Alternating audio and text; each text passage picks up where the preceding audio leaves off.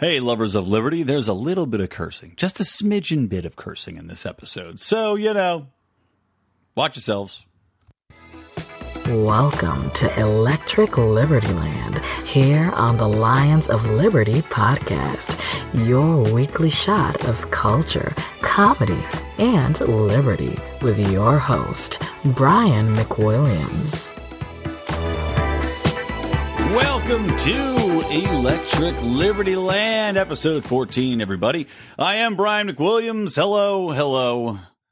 I have a couple things that I want to launch into real quick here, but I do want to tell you who the guest today is going to be. Very excited to welcome in Lou Perez. Lou Perez is a stand-up comedian. He's also the executive producer and one of the head writers of We Are the Internet TV. So we're going to talk to him a little bit about that, about his libertarian views on some current events. But first, I want to talk about a couple things, as I am wont to do.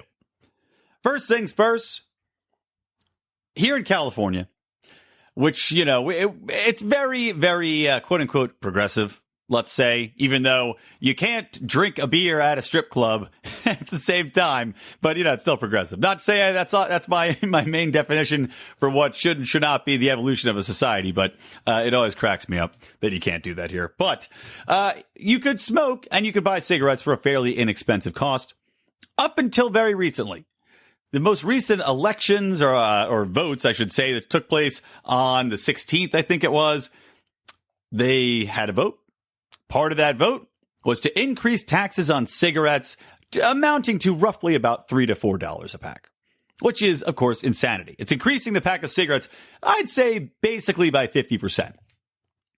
Now, these fees that they're tacking on, they're going to pay for everything under the sun that these politicians promise, for more education and more roads and more this and that. Now, you and I both know, between the two of us, that it's to pay for the pensions and all the unfunded liabilities that they have, that they've given to all of these union workers over the years and all of these government stooges over the years. So none of that money's actually going to go towards what it's supposed to go towards. We all know that. And in all likelihood, and I'm just talking out of my ass here, but in all likelihood, it's probably just going into one big slush fund that they just pull out of, because that's what happens with these kind of things. Best laid plans, However, the people can't see that, so they voted in. Now, it's a city. People can vote for what they want to vote for. But the problem I have with this is that it goes after a very specific segment of the population. And that, to me, is a bunch of BS. Because you figure, okay, smoking has receded over the years. There's people people know a lot more about public health these days. Your doctor tells you not to smoke instead of those old commercials where the doctor's smoking a cigarette. I smoke them. He smokes them. Maybe you should try them too. Lucky Cigarettes. Remember that commercial with the guy? He's literally in the doctor's outfit. But people know better now. So people that smoke, you'd make a conscious choice and you smoke. And even though there's all the hoopla about secondhand cigarette smoke, that's still not been caused to do that much damage overall. The studies are still not 100% concrete, like, yes, you're going to die from this. And with the number of people that have reduced smoking over the years, it's kind of a non-issue. But it's still looked down upon. The liberals, they say, oh, no, you don't want to smoke. Healthy lifestyle, healthy you, healthy me, healthy for our whole commune here. We're all pitching in for healthcare. Healthcare costs are going up because of these cigarettes. So they tax the hell out of them, and they don't feel bad because they feel, as people are wont to do, they feel that they're doing a moral good because they're stopping people from cigarette smoking. They're attacking people that they view as below them because they're smokers. Think about that for a second. Think about if there was another segment of the population that we could say, okay, well, we're going to go tax those people because we think they're less than us. Think how crazy that would be. But that is exactly what's happening here. They're demonizing a segment of the population, and they're trying to tax a product out of existence. And in the meantime, riding on the backs of those people that they're taxing to pay for all these great things. So on one hand, they're saying, you're not worth dirt. We're gonna tax you out of existence. We're gonna tax the thing you love until you can't afford to do it any longer. And in the meantime, we're gonna use that money to better our society. So thank you. So F you and thank you at the same time. F you very much. That's basically what they're saying. And this goes on. And this is my problem with when I start thinking about legalizing marijuana. How you're going to have big voter blocks that are still going to say, okay, well, yeah, it's legal, but, we got to tax it. We got to make it expensive so kids can't buy it, and it's not everybody can just grab it, and there's going to be smoke everywhere. We have to aggressively tax this to control it. And in a broader sense, that's my problem with democracy in general. A pure democracy is that in a pure democracy, you can see how it works. You've got now a majority that is oppressing part of the population, oppressing part of what they want to do, making everything they want to do cost more. And you look at, people, when Hillary lost the election, everybody said, oh, this is why we need a democracy and just a popular vote. Things like this are exactly why we need the Electoral College. So the people that think one way can't enforce on other people the way that they want to live, can't tax them out of existence. So that's one thing. It drove me up the damn wall just thinking about it and talking to other people about it. It makes me absolutely insane. People that are hurting no one, that just want to relax with a cigarette, now have to pay twice as much. And a lot of the time, people don't think about this either, but a lot of the time, the people that are smoking, I mean, hey, there's some foo-foo smokers out there. I know some guys that can afford to smoke all day long, no problem. But a lot of the people that do smoke, by the way, are the people that are tend to be a little bit on the poorer spectrum of things. One of their simple joys in life is that cigarette. So let's take that away from them. It's not like they don't have enough stress in their lives. All right, that's one thing. Here's the second thing. Gorsuch. I'm not going to go into everything about Gorsuch. I did that on a previous show with Rico. But I want to just hit on the fact that, look, the guy is a constitutionalist. Now, you might not love everything about the Constitution, but when it comes down to it, there's a lot worse things than to be a constitutionalist. And all of these senators, I think Dave Smith had pointed this out, they all swore to uphold the Constitution. And yet they're coming down on Gorsuch. They're talking about the Democrats refusing to vote for him, trying to block him from getting his nomination. And I just think that that's the most sad, stupid thing I've ever heard, because all that's going to happen is that you're blocking a judge who is a lot better than 99% of the judges that the Republicans or that Trump could pick to put out there. Better than all of them. And these guys are saying, okay, no, we're going to block it. We're standing tall on this issue. And basically what they're going to do is if they don't acknowledge that this man is not so bad, if they actually try to block him, the Republicans are just going to rewrite the rules. They're going to lower the bar for entry for Supreme Court judges. Is that good for anybody? If these idiots actually had the best interests in mind for the rest of us, they wouldn't be going out of their way to block this man who's not that bad. Because a lower entry point makes it worse for all of us across the spectrum. Now you've got people that can be put in with no problem whatsoever because you're lowering the bar. You can have trash waltzing in and becoming a Supreme Court justice because you're lowering the bar. And it's just going to go back and forth. Obviously the Senate constantly is flip-flopping back and forth with, over every other 4 years, it goes back and forth. So we're just going to keep lowering the bar and lowering the bar and lowering the bar. And in the meantime, the rationale for opposing this man, I've read this online. Many of the liberal people I've seen online, they go, oh, well, Merrick Garland. Because they still have a stick up their ass over Merrick Garland. So instead of looking at a man rationally and saying, this guy's pretty good, this guy is a strict constitutionalist, he's trying to interpret the Constitution as it was intended by the founders, which is what everybody should be doing. They're saying, oh no, we gotta have comeuppance for Merrick Garland, tit for tat, because that's the way we should be running government. That's the way we want people to vote. Tit for tat, like it's a schoolyard scuffle. Jimmy pushed me down, so I got to go and kick Jimmy in the nuts. Please do point that out. If you see anybody making the argument that what about Merrick Garland? Please point out them that that's the most illogical, stupid argument somebody could make. All right. One more thing. There is a hashtag going around. It's hashtag libraries resist.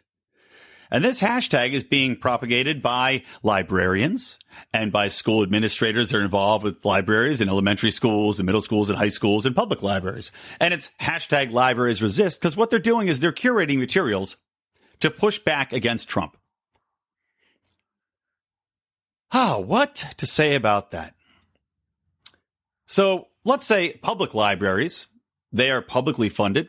They should be apolitical. They should not be in any way, shape, or form pushing any sort of agenda. That's clear enough. But at least they have adults going to them for the most part. But then you've got these elementary schools and their libraries and their librarians pushing this liberal rhetoric, pushing that you have to resist against this president of the United States because they don't like the guy. That's some royally effed up BS. I mean, you talk about the indoctrination of youth in all of these schools. We already know that's a major problem. We already know that most educators are heavily liberal. But when you start having librarians putting out materials for public consumption intended on subversively altering the mindset of elementary and middle school and high school children to push their worldview, I mean, my God, everyone, clean house, clean them all out. A school administrator, if they walk into that room and they see hashtag librarians resist or libraries resist, I see you get one warning. You see it again. It's done. You're fired. Get the hell out. Doesn't matter. Doesn't matter what your status is. You know, a lot of these teachers, I'm sure they've got their fantastic unions now backing them up. They're going to raise a stink, but get the hell out. It's not your job to be an evangelical, tripping over my words. It's not your job to be an evangelical for the left. You're a goddamn librarian. Put the books out. Put the books away. Maybe put a book out there that you like to read. Put out To Kill a Mockingbird. Other than that, shut the hell up. Because that's not your job. It's not what you're paid for with tax money to accomplish. All right, that's my rant at the top of the show, guys. Remember, this is Electric Libertyland, episode 14. lionsofliberty.com/ELL14. Well, I got you listening. See, I sucked you in the beginning, and now I'm going to hit you with the other stuff. Don't forget to listen on Mark Claire on Mondays with his in-depth interviews. This upcoming Monday actually is going to be pretty awesome. Listen to that. It's going to be Judd Weiss is going to be on the show talking about the Gary Johnson campaign and some dirty dirt. It's going to be a hell of a show. So listen to that one. And then, of course, we got John Odermatt, always doing an amazing job on Friday with Felony Fridays. And I'm here every Wednesdays with Electric Libertyland. Also, guys, want to remind you to please like us on Facebook. Join the Facebook forum. You can interact with us. You just type in Lions of Liberty Forum on Facebook. Follow us on Twitter at Lions of Liberty.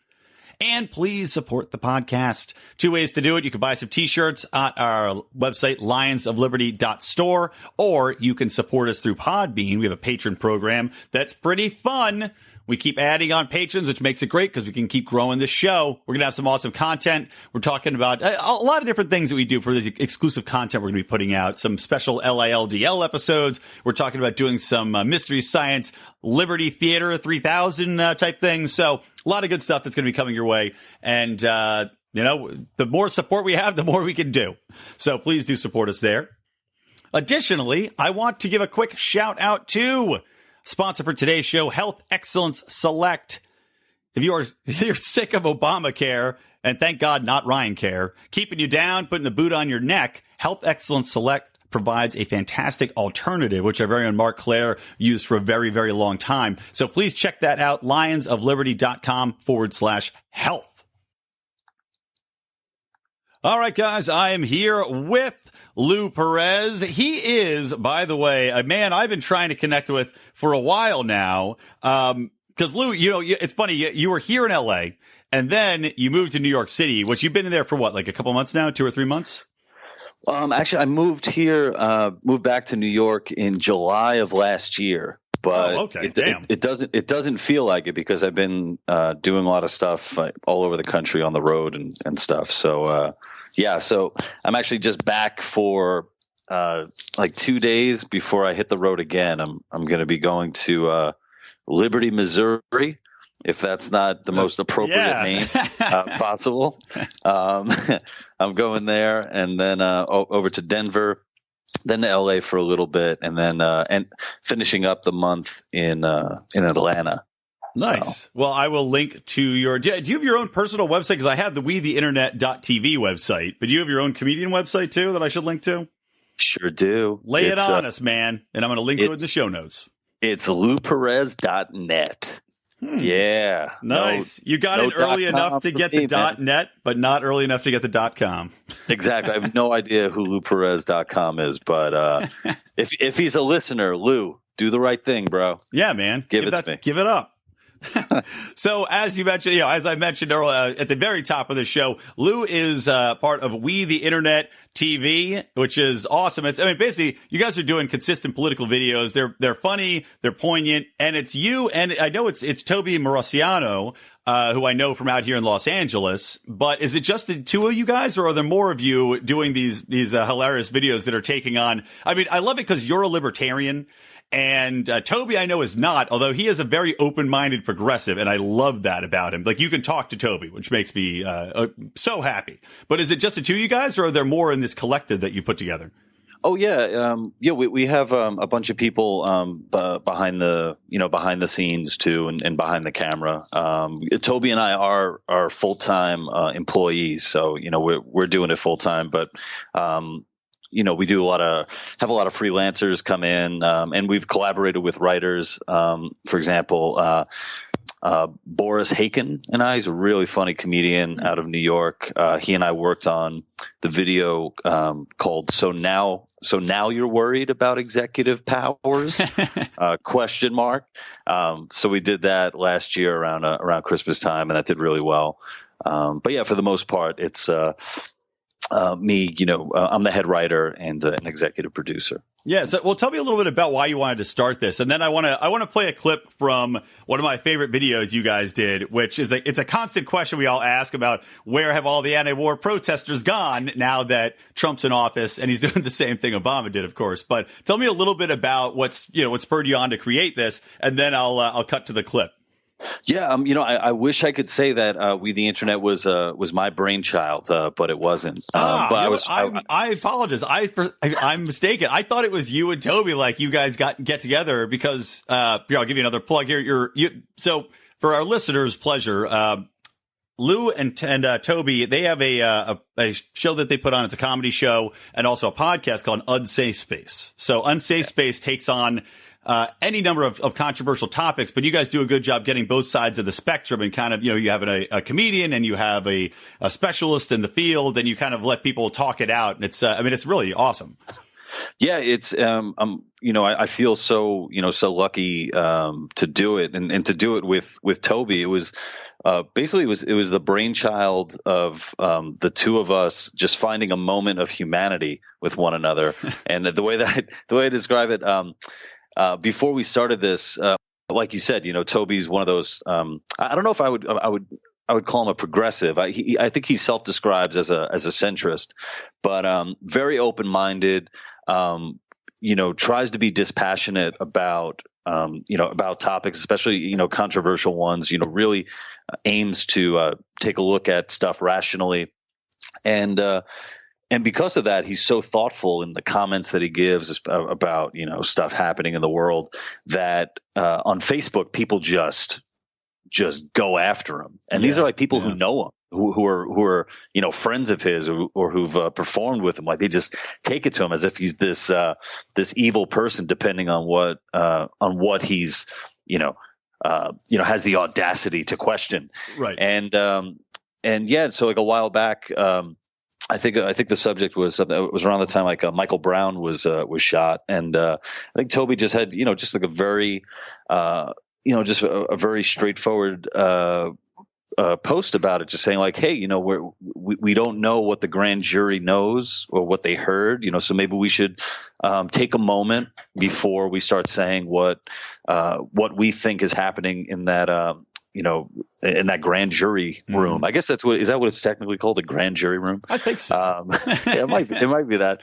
And and so he got beaten up over it. Not figuratively, not literally. Right. And the Antifa weren't prominent at that point in time. So right, exactly. Nobody knew what a balaclava was. And so I had done comedy with Toby before on stand up on shows with him. So I reached out to him. I was like, hey man, I really respect where you're coming from and what you're doing, and you've given me food for thought, and I appreciate that. And shortly after that, he said, hey, why don't we do a show together where where we move people away from these Facebook conversations where you get to hide behind not even an alias, I mean, people know who you are, but you get to hide behind your thumbnail and all that, and say some of the worst things, and take it, into the RL, into real life, and have conversations that are important.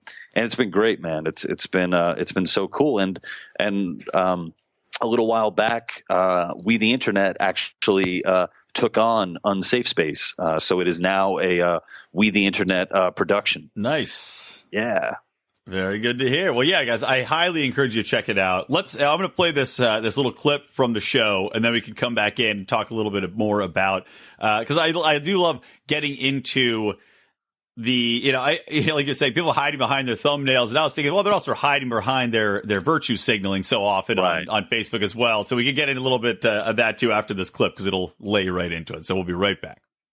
It seems like the anti-war movement was in full swing during the Bush administration, but then fizzled out once President Obama took office. Why do you think that is? Well, the Republican Party is the party of war. But aren't Democrats just as guilty? Hasn't President Obama launched attacks in Pakistan, Somalia, Yemen? Yeah, right. What do you attack him with, his Nobel Peace Prize? No, with bombs and drones and sometimes ground troops. Yeah, right. What do you arm the troops with, his Nobel Peace Prize? No, with guns and grenades. Grenades? To blow up what? His Nobel Peace Prize? Do you know what the Nobel Peace Prize is? Yeah.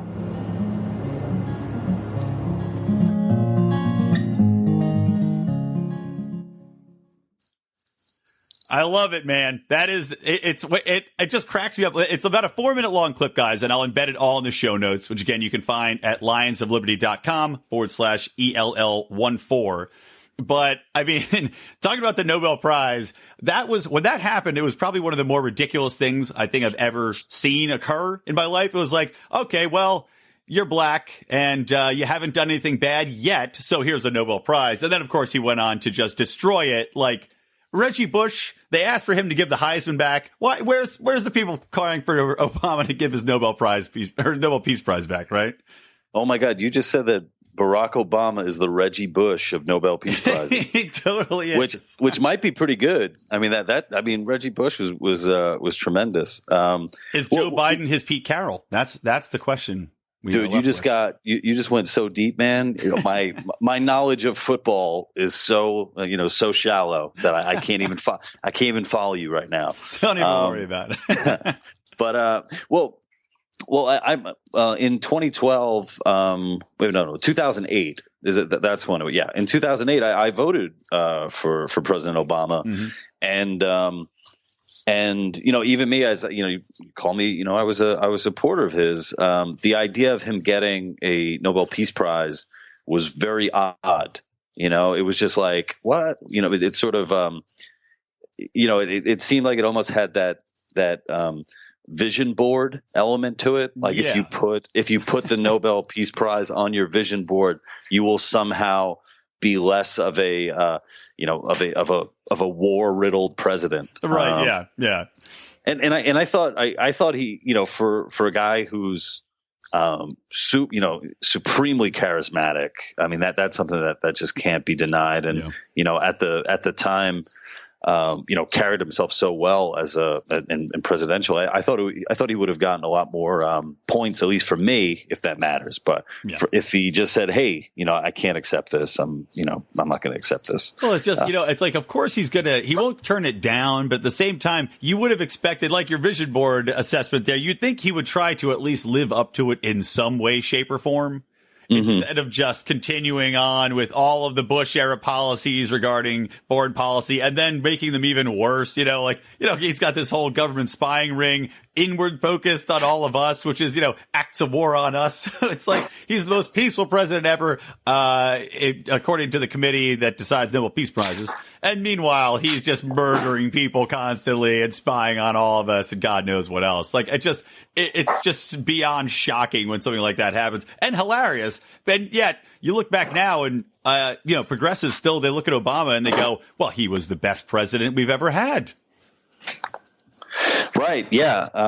It's amazing, how you're able to just kind of put the blinders on if you if you love the person who's in charge. And I think a lot of like I said before, him just being so charismatic, and having a great relationship with his wife, and two really cute kids. I think they are cute. We can say that now. I think they're over 18, both of them, right? Oh well, I meant cute when they were kids, man. Oh God! Don't send me down this. Don't send me down that Milo Yiannopoulos road. Yeah, exactly. So he brought he and Michelle Obama brought, I think, glamour back to the White House. They did. They were kind of like they really captured that JFK. Jackie O kind of feeling, for better or worse, from our point, because he was so charismatic, he got away with so much shit. But they did. You're right. They did bring that glamour back, and like he was always so stately and put together, and she was in her own way, I guess, beautiful. I never personally thought she was that great, but for she's fine, I guess. She's better than Hillary Clinton. But it does lead us into this, the topic, like Obama did get away with so much. And I want to talk about as like the first real topic on the show is that it just came out like Donald Trump has extended a lot of war powers that were, they already existed under Obama. Obama already used these executive orders in Syria and Iraq and all these other places. But now Trump is looking to extend them even further and establish basically without any declaration of war from Congress, these massive battle zones where generals have authority without having to run it by the president to call missions, to drop bombs, to send drone strikes. And I'm guessing even, put boots on the ground anywhere that we're kind of involved in. It's like the whole state. And that to me is just, it's shocking. And to your point with the video, yes, now we expect the war protesters, but where was this in the beginning? What's your take on the most recent developments going on? Well, when I read about this, the idea he's giving the Department of Defense greater autonomy to conduct military operations, and that's a sentence from the Politico article. It's like, is this him just like being lazy? Just like him just saying like, all right, you guys run this, you guys decide what's best. And I'm just going to be over here in Mar-a-Lago, or is that, how do you say it? Mar-a-Lago. But that might be a good thing though. If he's like, do we want Donald Trump deciding these things? Or do we want, Mad Dog Mattis out there, the most libertarian general who's still a statist, but Right. The Mad Dog. I wonder if he wakes up every morning and he's like, I got to live up to that nickname. Do you think when he brushes his teeth in the morning, he does that thing like in Big where he's just brushing them extra hard and he's foaming at the mouth and he's like, I hope so. Exactly. Well, you know what?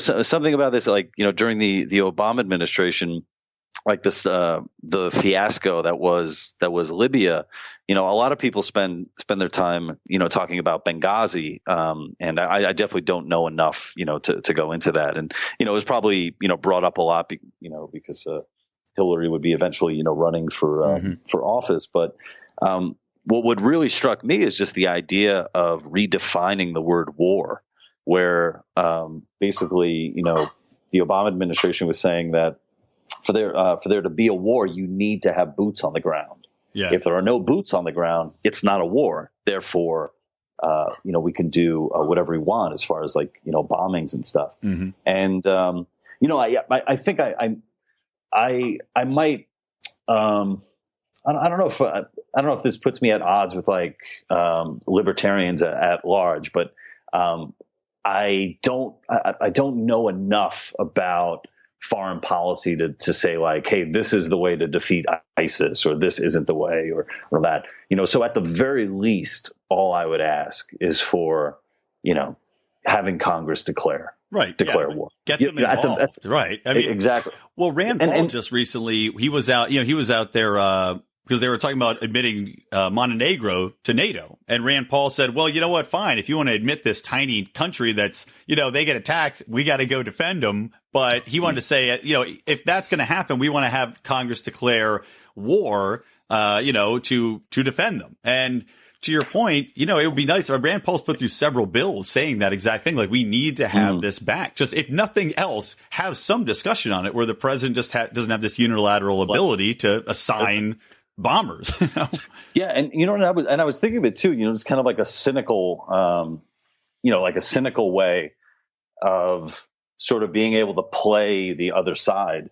Because, I mean, if you think about it, if, Republicans and, the president were saying we need to declare war on ISIS, we need like an official declaration. And again, I don't know the wording or whatever contracts they, treaties and stuff, whatever has to go into it. Mm-hmm. But could you imagine like the position Democrats would be in to be like, no, we're not going to declare war, so it almost, I don't know. It seems like, even from a, cynical political standpoint, that might be the way to go. Yeah. But I guess, hey, if you already have the power, why are you even going to, start messing around with it? Well, it wasn't, it's like you're talking about, we don't know the best way to defeat ISIS. And I do, none of us know. I always look historically, like I despise John McCain so much because I feel like he advocates the exact same tactics no matter what the circumstances are, which is just go in and keep bombing. And it's like, it hasn't worked for like 50 years. So ISIS obviously is different than a lot of the traditional forces because they're not associated with a nation. It's like they're kind of all over the place. So it's hard to just say, okay, we're going to go to war with Iraq because they're not just in Iraq. But I mean, you do wonder, say, okay, if you would legitimately want to get rid of them, do you need to do a full court press where you just say, all right, we're putting all the military in right now and we're just going to mow through, boots on the ground? That might be effective. But at the same time, I always wonder, like, how often is America attacked? We've been at war. We've been in a war on terror for the past 15 years, 16 years, right? Since 9/11. And in that time, how many attacks are there? Like we're pretty safe. I don't know about you. I don't walk out of my house every day being like, today's the day I'm going to get blown up. It's like we are pretty goddamn safe here. And it feels like all this additional things that we're doing is just going to cause more blowback. Yeah, I did a performance on Saturday in Pittsburgh at the Young Americans for Liberty, nice. And I literally opened for Ron Paul. Hey, nice. My third time opening for Ron Paul, but this is the first time. Like but the first time he remembered you. No, I don't even. Yeah, I mean, he's a killer act. So you gotta open for him. You can't go on after strong. He didn't. I hope you did well. He didn't walk up and he's like, "Thanks for nothing, kid." Yeah, he was just cursing at me and stuff. He threw a drink at me in the green room. But yeah, he talks about, obviously he made the word, blowback pretty popular, especially I think we all remember his little epic tiff Julie. with Giuliani. Yeah. And I mean, it's one of those things I don't think you can deny that, if you are going to have a military presence somewhere in the world, there is going to be consequences to that. And I guess you have to weigh it. Is it worth the time, the money, and the manpower, and lady power too. Make sure you don't want to get the pussy hats coming after you. Yeah. Well, I didn't serve in the military, so I can't talk shit about, anything. No, me neither, man. I look like I did because I'm going bald, but no. Dude, that's your own war, man. Just going bald. I'm losing it. I am losing the war. My dying hair follicles are definitely besting me at all turns. But yeah, I mean, there is that big question. Well, especially when you look at Trump's military budget, which is like he wants to grow it exponentially. And, you go, yeah, what is this worth, to Americans, and how much, we always talk about as libertarians the sacrificing of liberty for security. And we've seen all the negative sides to that. So, again, every time it's no matter what the circumstances. And again, like I said, I don't feel afraid right now of ISIS in any way, shape, or form. So when I see these massive expenditures and I see all these other spying apparatuses and what they're doing and how the deep state is trying to take Trump down and all this stuff. And I go, well, do we really want to give the military industrial complex more power and more money? And, it's like, how much safer are we really going to get at this point, Right. Yeah. And no. Oh, good. Oh, no, I totally hear you. So yeah, and it leads me into the next thing I wanted to talk about, because just today, so we're recording this, guys, a little behind the scenes. Lou and I are recording on Monday, so I can edit Tuesday. But so as of this Monday, a terror attack went off in Russia, in St. Petersburg, I believe, and killed, I think it injured like 50 and killed. It was a bomb in a subway. And killed 11, injured 50. They found another bomb in another subway that was supposed to be there. And it's when Putin was in St. Petersburg, I think, for a visit, some visit with another dignitary. So you look at that and, we look at the foreign policy aspect and you say, okay, well, is this, because there really haven't been many terror attacks in Russia. And is this blowback now, finally coming back to Russia because they are now collaborating more with the U.S. and attacking ISIS more in places like Syria and I'm trying to think where else they're active, maybe Yemen. So anyway, what's your take? Do you think this is a direct correlation? Are we going to see more terror attacks in Russia now? Well, what surprised me is that nobody, at least the last time I read up on it, like no one had claimed responsibility for it. Yeah, and, I think you're right. I don't think anybody still has. Yeah, and if there's one thing that ISIS is good at, it's taking responsibility for their actions. That's just the I guess that's how they go about their operations. Yeah, man, I don't know. I mean, it seems like, hey, if one bomb goes off and they find another bomb, that it's definitely a calculated example of terrorism. I mean, I guess in addition to the Syrian, the part that they're playing in Syria, I guess, would Chechnya possibly be, the other, the other players? Oh God, it's driving me nuts. I was just reading something about Chechens and they were doing something horrible, but I can't remember what it was.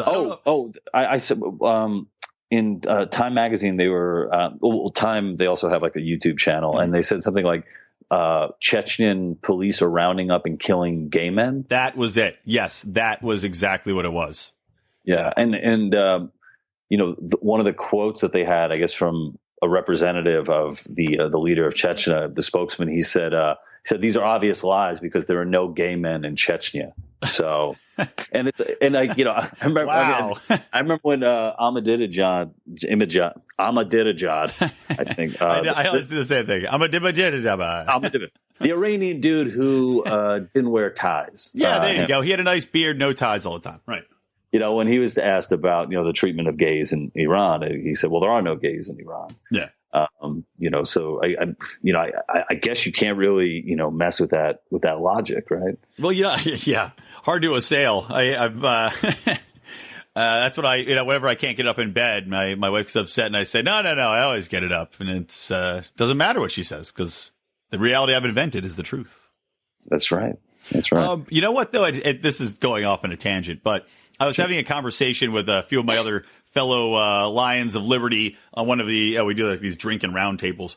But we were talking about Duarte over in the Philippines and how he's just murdering people to the point where, in an odd twist of events, now there's a bill on the books to legalize marijuana use because he's killed so many people. So just say maybe a solution to the drug war here in the U.S. might be to just murder enough people, and then our senators will pass bills to legalize it. Yeah, seriously. Like murder more than of currently being murdered with the drug war? Exactly. Like, we have to really full bore just murder everyone that smokes drugs, and then eventually they'll be like, this is just too many people getting murdered. We gotta legalize it. Because that's literally what's happening in the Philippines. But, sorry, I'm going off on a tangent in a tangent. You just love talking about murder, man. What can I say? It's my passion. Some people call me a serial killer. I just say everybody's got to have a hobby. Wow. So the question I was going to say, though, is, so when you hear about these horrible things, like obviously, libertarian, we don't like to advocate for military use of force, all about the non-aggression principle. But my buddy, John Odermatt, who hosts our Felony Friday show, he was saying that, he's all for the voluntary groups. Let's say a bunch of Americans voluntarily got together and they say, we want to go and fight against the Chechen government that's doing this and persecuting gays. In that sense, not using state force, but using your own individual force, he said he would be for that. So what is your take on that? What do you think about voluntarist militias going across to fight for the rights of others? Dude, are you trying to recruit me, man? Are you trying to recruit me? I am a gigantic pussy, man. There's no, I would just be luggage on the battlefield. Isn't there, what's the technical term for that? Like something manque, MANQUE or something like that, where, because I think we've seen examples of that in the past, like during the Spanish Civil War, where American fighters would go to to fight against the fascists and that sort of thing. It does open up a whole mess of I guess when you're talking about the law. I mean, what do you do if the people you're fighting against are technically allies with your country, right. Yeah. Because I know in Syria, when Hillary was wanted to arm various rebels, and I remember Rand Paul coming out and saying, like, we don't even know who they are. Yeah. So you arm them one day and then they're enemies the next day and all that. But I don't know. There have been quite a few Americans who've gone over and to fight ISIS there's one. I remember hearing about one. She was either Australian or British gal. They called her like the Angel of Death or Lady Death. Oh yeah. Do you remember her? She was a sniper, and she was like just volunteered. I guess she was in the military, and then she left the military and just went over and just started shooting ISIS people right in their heads, like 25 kills. And it's just like, goddamn, girl. Yeah, where was she from? Was she Australian, you said? I think it's either British or Australian. Yeah, she was shockingly not an American. You'd think that would be a very American kind of thing to do. But, right. Yeah. I mean, granted, now there's still questions that remain as far as, should you be able to go and just shoot people in the heads who you don't have confirmation they've been doing anything terrible? But still, it's pretty impressive. I mean, I'm just thinking, like, if you think like your buddy's bachelor party in Vegas was wild, imagine like just taking all your guys like right into the Mideast and be like, yo, we're going to go fight, man. That's it. You just leaked the plot to The Hangover 4. Oh man. Oh no, she's I just looked it up. She's Danish. She's a Danish woman by her own country after becoming she was branded a terrorist by her own country after becoming a sniper to fight ISIS. That's what it was. Yeah, they told her. Yeah, they said she was a terrorist. And she's very pretty, and she kind of looks like an Instagram model. Yeah, she's really good looking. Yeah, I mean, I think everybody in to be Danish, I think you have to be pretty, or they just drown you. They throw you over the wall that the people stick their fingers in. They throw you over the dike. Right. Oh, I think was she Danish, but of Kurdish ancestry, maybe? Or something? That would make a lot of sense if she was. Because it's interesting. I have a client right now, CDPR. So they go over and they like document genocides. They started with Holocaust and now they document genocides, and they're going over and documenting ISIS genocides against the Yazidi people. And, right. I mean, I can see that if she had any sort of blood on that side, especially as a woman, because like people don't realize, you hear about, the men getting killed and stuff, but the women have it the worst. I mean, they're made into sex slaves. If they're pretty, they're sold within ISIS. They're just, raped, and their children are brainwashed. It's just like the worst. So if she's over there sniping it up, I know it's probably, people will probably give me shit because it's, we don't know for sure if they did anything bad, but it's probably for the best.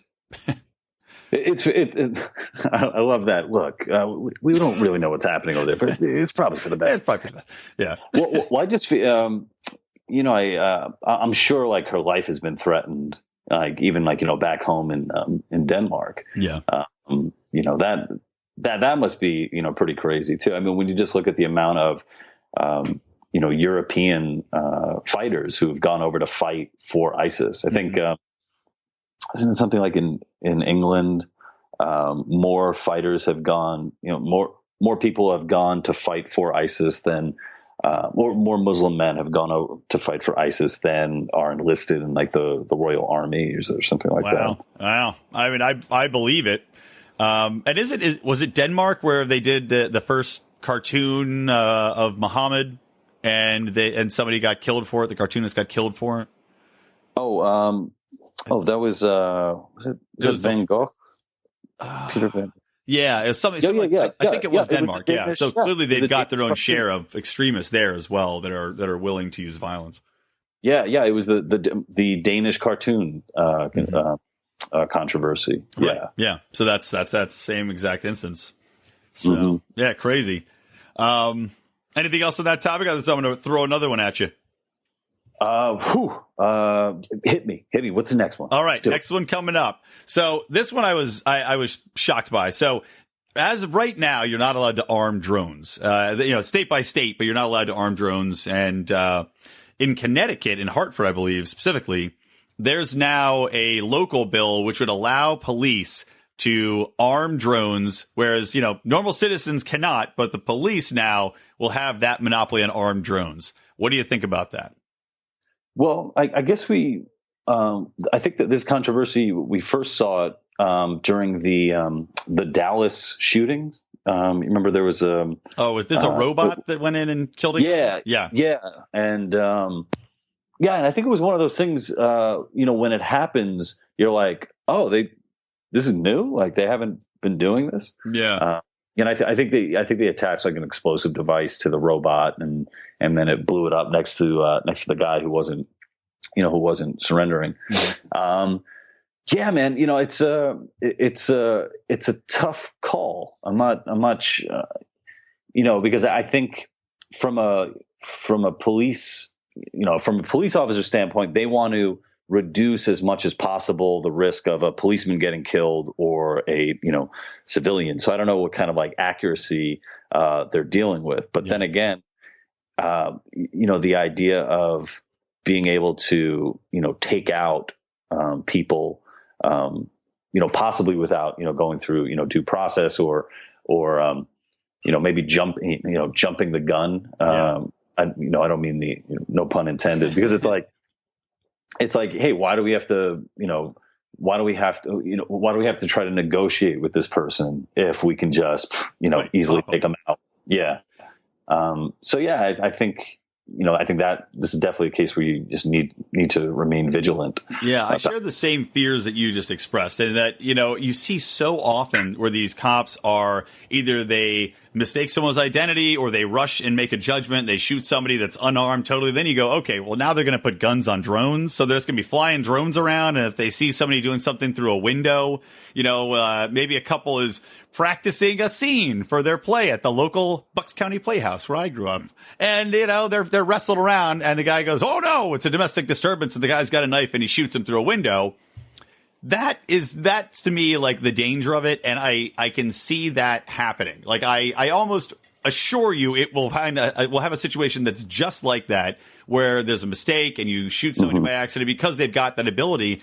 And yeah, you're not going to go through the courts. You're not going to wait and negotiate, because unless they're going to have, drones with speakers and loud phones on them and all this other stuff where you can scream through a window. And who wants that anyway? I don't want the police to have that ability just in general to be flying outside my window and peeking in. So yeah, I don't know. It seems like I can understand the step, but I can't necessarily say that I'm in favor of putting a gun on a drone for police use, especially when we don't have the ability.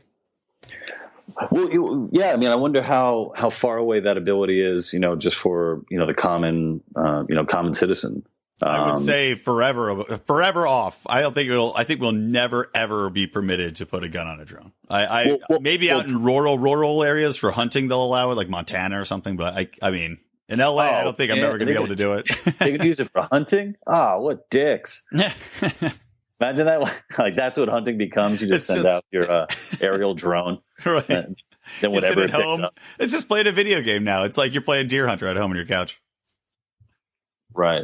Oh, well, yeah. One shot, though. That's it. Like the Robert De Niro Deer Hunter. But who skins it? That's the question. Well, you definitely got to get a robot, to do the. Agreed. Skin. See, I'm like you. I'm a puss. I don't want to skin anything. I will vomit on that deer. You will vomit. Ew. Gross. Oh. You just ruined hunting, man. Everyone's like, I don't want to ruin hunting because I like the meat, but I just don't. I don't know. I don't think I could do the experience. But meanwhile, don't look at me cross-eyed because I'll kill a man in cold blood. Don't you worry, dude. This podcast has been so violent. It's pretty nuts.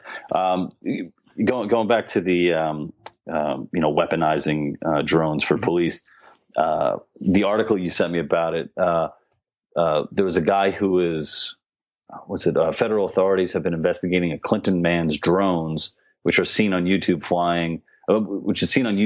firing a gun and shooting flames in his backyard. So this is like a, just regular citizen hooking up guns and flamethrowers apparently to his drone. Mm-hmm. And this guy, Austin Hogwatt, which I thought it was like Hogwarts for a second. Yeah, right. Yeah. It sounds magical. He's also facing child pornography and other criminal charges, which he denies. And it's like, I got to say, I mean, candy is one thing, but a weaponized drone is like the best way probably to entice a minor. I did not see that coming, and I agree with you completely. I like where you went with that. All right. It took a while. But I think you got your new opening joke the next time you open up for Ron Paul. I wonder how the good doctor feels about that. I'm sure he'd say that if the feds can arm drones, anybody can. If it's like, if it's your property, if you own a gun and you own a drone, I think you should be able to put them together. I don't think you should be able to molest a child with it, but anything up to that point, probably. Yeah, fine. Or with anything. Or with good point. Yeah. I'm definitely in that camp. Good footnote there.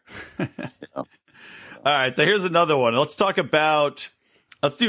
do two more. I think we have time for. I want to do one about this hacker getting arrested and how that plays into something that I just read about today. And then I want to run by just real quick. We do a thing called Rand Pauluses and Minuses, where you give Rand Paul a plus or a minus for his actions. And we'll do a quick one of those at the very end. So first, though, there was a hacker that was just arrested.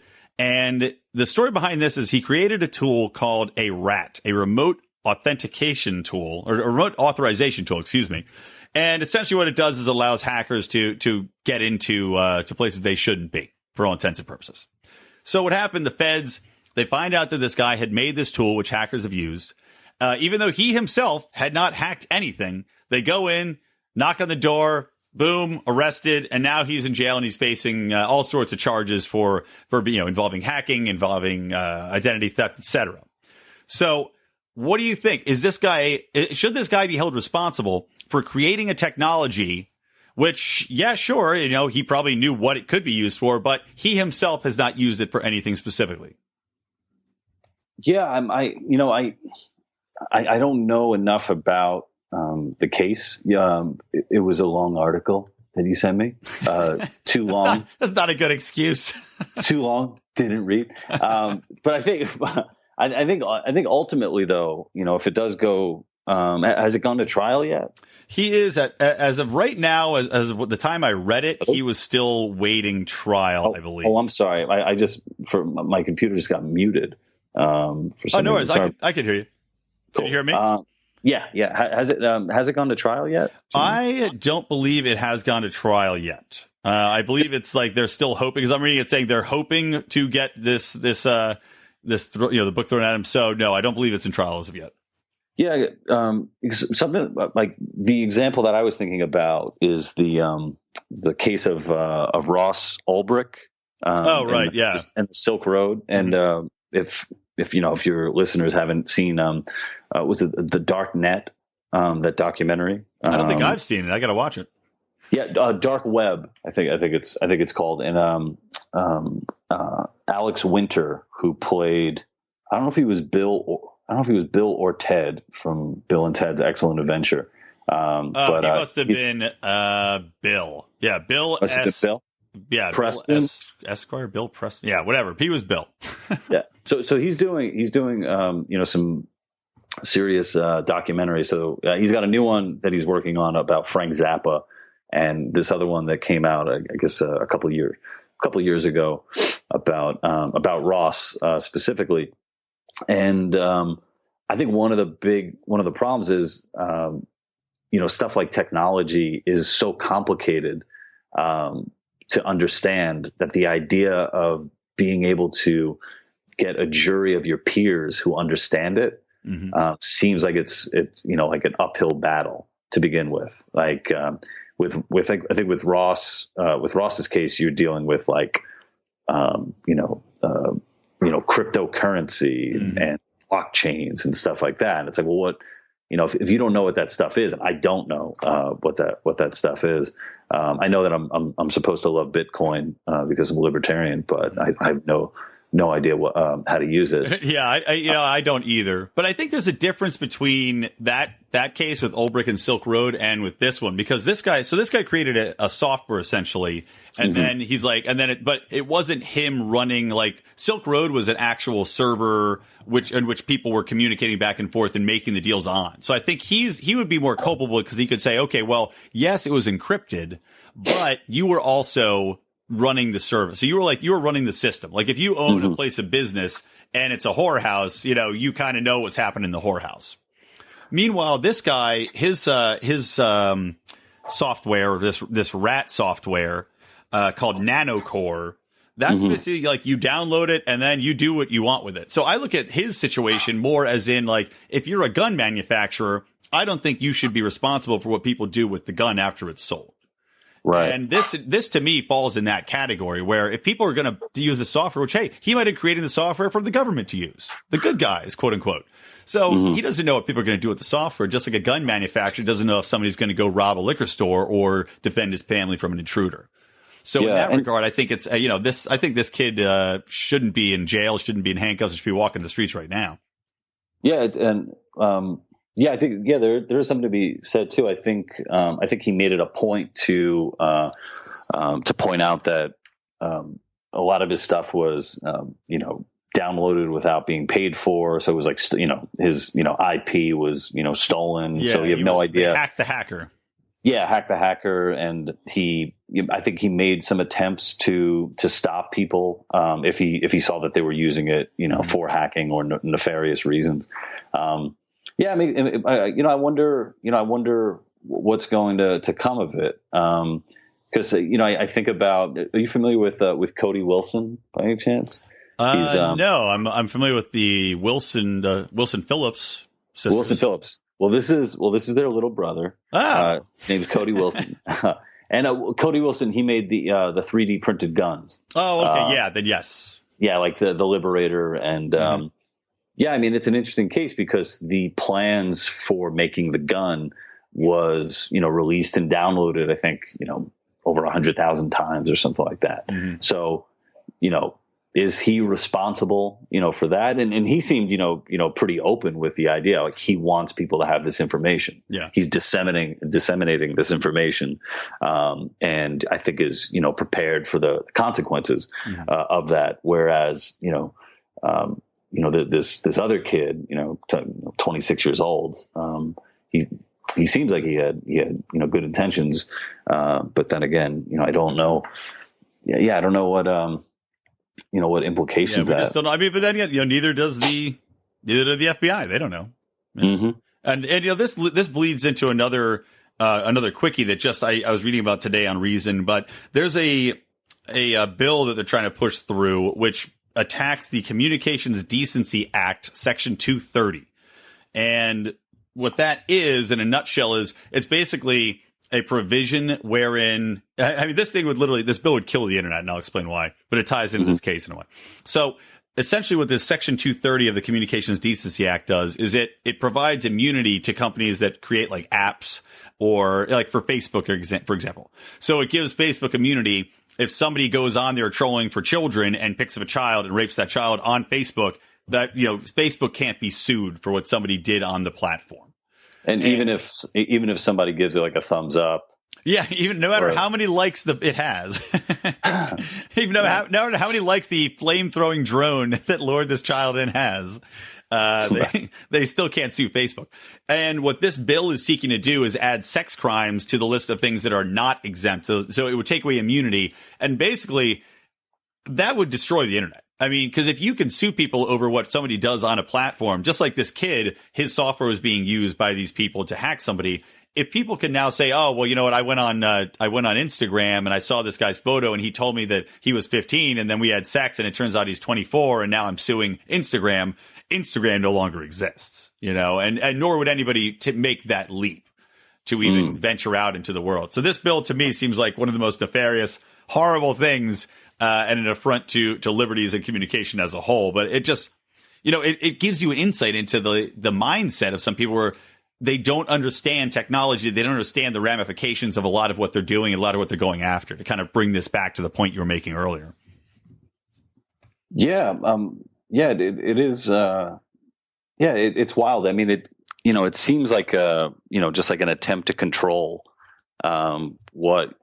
control these technologies. So the easiest way to control it is to connect it with, disgusting, disturbing behavior. Right. Say we want to protect children from this. Therefore, we need to have authority over it, as opposed to, because I'm sure companies like Facebook and the like would be more than willing to work with authorities to help trap and track down pedophiles and that sort of thing. Yeah, those sort of people. But anything like with new technology, there is always that question of, is this going to chill the next big breakthrough? Right. Of that could actually help people and push us further along. Yeah, exactly, man. All right, last thing, and then we're all done. So let's do a Rand Pauluses and Minuses. And here's the topic. It's an easy one. Usually it's very complicated, but we got about a minute left. So Rand Paul got together with Donald Trump on a golf course, and they were talking about the health care bill. They say they took a nice picture together, pally. What do you think, man? Is this a good thing or a bad thing that Rand is being photographed with Trump and talking to him and trying to make, I don't even know, bake a cookie out of a shit sandwich? Make America great again? Make healthcare great again? What's your take? Is a Paulus or a minus? And then explain why. I would say it's probably a plus. Paulus. Paulus. It's a pun. That's right. I'm so sorry.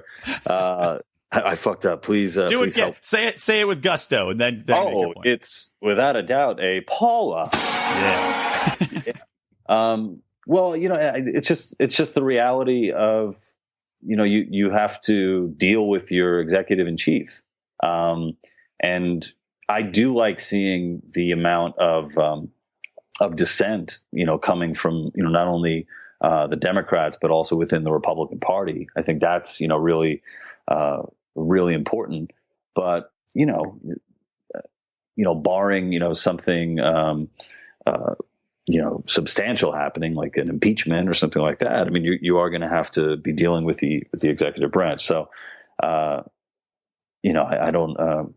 Seems like a no-brainer, really. Yeah, I agree. It's also a Paulus for me. Well, the reason I bring it up is that libertarians, I try to be a good libertarian, but also I try to tread in the grounds of reality. And I feel like a lot of times you'll see people attacking Rand for why even bother? Don't meet with Trump. And it's like, come on, you got to, to get things through, you do have to give a little to get a little. Like, there's no doubt about it. And there's some times where I will attack Rand because I think he's give too much away. But for the most part, I love the fact that he's golfing with Trump because Rand was attacking it hard. He attacked Trump care hard, as he should have, because Trump care was a nightmare. And it's good to see on both their parts that Rand is not holding any hard feelings. And you remember the debates, they were going at each other like cats and dogs. It was entertaining as shit. Yeah, it was something like, I forget who pointed it out, but I think his comeback was you're polling at 1% or something. Right. Like that. Yeah. But it's to Trump's credit, Rand was the if not the driver, he was one of, 3 or 4 drivers that destroyed any chance of Trump care passing. And for Trump to be like, all right, let's hit the horse and talk it out and take a picture together. That's one thing you got to really appreciate about Trump, and kudos to Rand on the same level. I want to see these people talking about it. Right. Well, I think before we started recording, you and I, we were talking about Scott Adams a little bit, and Adams had an interesting blog post. For those of you who don't know, it's Scott Adams. He's the creator of Dilbert, the Dilbert comic strip series, and he had a good point about the whole debacle, if you will, of what happened with repealing with the new healthcare thing, and he said. You've been calling it Trump care. He's like, but a lot of people know it now as like Ryan care. It seems like a lot of the a lot of it has been sort of the burden has been shouldered by Paul Ryan on that, which for a Trump presidency, is a good thing for Trump as far as totally not being necessarily associated with that failure. Well, it's the wizardry of Trump where you start to wonder, because Donald Trump is playing. We talk about it's like he's playing 4D chess half the time. Where you go, all right, did he like his tax return with Rachel Maddow? It's like, did he leak his own tax return to make her look dumb? Right, he might have, people sell him short. And I half the time I'm like, is he just doing something dumb, or is he doing something so brilliant that we just don't know yet how it's going to play out? Because look, Paul Ryan was an opponent of his, and Paul Ryan has now been crucified over this bill. Like, he is probably not going to be Speaker of the House anymore. He's done. Yeah. So Trump, his 4D chess, his wizardry, and all the, all the stuff that's happening with Russia, it's so hard for me to keep track of, I'm just every day I'm like, wait, what happened? Right. What's new? And I saw this hashtag going around, Obamagate. And it seemed like it was just, picked up like on the, for those on the right, like, Sean Hannity and stuff like that, saying that Obama was actually spying on Trump before, during the campaign. And I'm like, where are we? What's happening? I need someone to, take me aside and make a diagram right, as far as what's what happened, when it happened, it's still being unraveled. Every day I read another new update about it. It seems to me like I actually have no doubt in my mind that they definitely were spying on Trump, but I don't know if it's in like specifically we are spying on Trump, or if it's just that they're spying on everybody all the time. And then they just, like this revelation today that Susan Rice was making is like, oh, well, she asked for the names to be unblackened from the Trump Tower just because they're just surveilling all of us. So it's just a matter of being like, well, who was that really? Right. Yeah, man. I just feel bad that if anyone's surveilling me, they're just going to be bored out of their minds. Watching just Smurfs reruns and talking to your grandma. Exactly. Now I'm planning on going and fighting ISIS. So that's good. I got that going for me. Got your sniper rifle and your hot Danish girlfriend. All right, man. Well, this is probably a good place to wrap it up. Guys, I want to remind everybody here to go check out LouPerez.net. He's going to be touring around, so make sure go catch him. And if you do, tell him the Lions of Liberty sent you. Warm everybody's hearts. Also, check out WeTheInternet.tv. Awesome videos. They're coming out just constantly from there. Really smart political stuff, funny stuff. Check out Unsafe Space podcast. And, from my side of things, I just want to say thank you so much, Lou, for it's good to finally connect with you, man. This was a joy and a pleasure. Thanks, man. Yeah, and it flew by. I had a really good time, man. Thanks a lot. Totally. Well, we'll have you back on. It'll be fun. Maybe I'll grab you and Toby next time. We'll have a threesome. Be a good time for all. Oh, yeah. Awesome. All right, guys. So thank you all from Lions of Liberty, from Electric Libertyland. And I want to remind everybody to always stay plugged in to Liberty.